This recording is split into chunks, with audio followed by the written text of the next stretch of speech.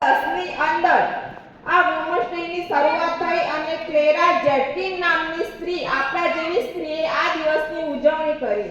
આ દિવસની ઉજવણીનો હેતુ એ છે કે આપણી ધાર્મિકતા જળવાઈ રહે, આપણે સ્વતંત્ર રીતે હરી ફરી શકીએ, એના માટેનો આ દિવસ છે અને ત્યારથી શરૂ કરીને આજ સુધી આ દિવસ ઉજવાઈ રહ્યો છે.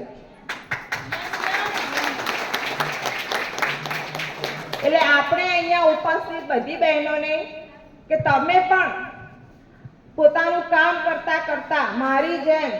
અહીંયા આ મીટિંગ એટેન્ડ કરી અને જે તમે સમજો અને પ્લાન સમજો એ પ્રમાણે તમે કામ કરો અને આગળ વધો.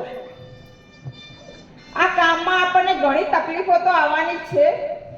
પણ તમે જ્યારે કામ કરીને બપોરે 2 કલાક, રાત્રે 2 કલાક જ્યારે પણ તમે ફ્રી હો છો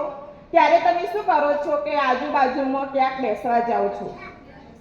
તમારો ટાઈમ બગાડો છો. પણ તમે આ 2 કલાક એટલે દિવસના 4 કલાકની અંદર તમે કોઈ